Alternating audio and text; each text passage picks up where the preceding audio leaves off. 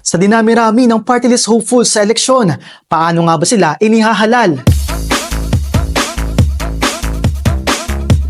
Hindi tulad ng mga senador at district representatives na individual nating ibinoboto. Sa sistema ng party list, ang ibinoboto natin ay ang pangalan ng party, organisasyon o koalisyon at hindi ang nominees nito.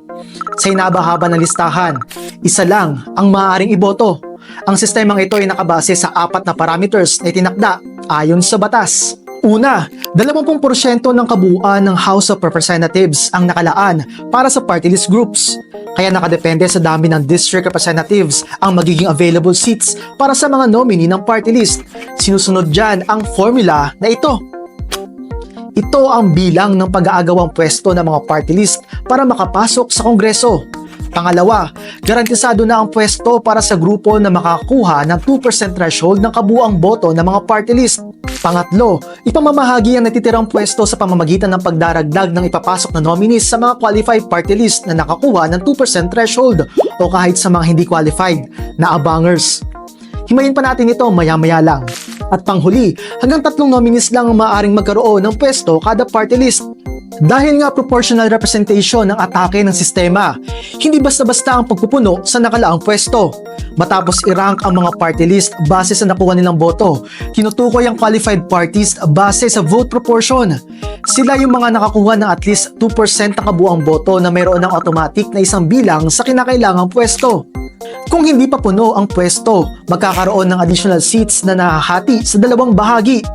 Unang tutukuyin kung eligible ang qualified party list para sa additional seats sa pamamagitan ng mathematical formula. Tatayahin muna kung ilang pwesto ang makukuha ng first party o ang party list na nag-number 1 sa botohan sa pamamagitan na nakuha nitong proporsyon ng boto.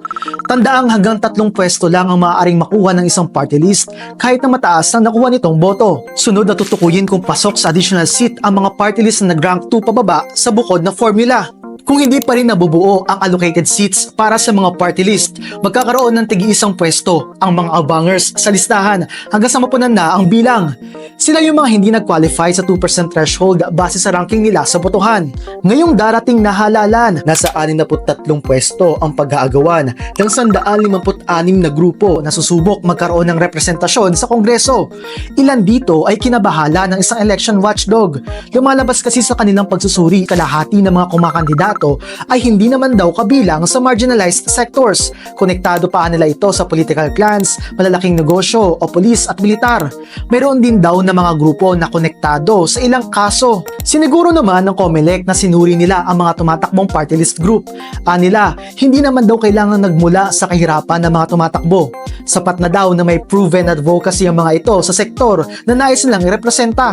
Mukhang nasa atin na lang talaga kung magpapadala tayo sa advocacy ng mga grupong ito. Kaya mga kapatid, maging matalino sa pagpili ng iboboto dahil ambag nating maging maalam ngayong halalan.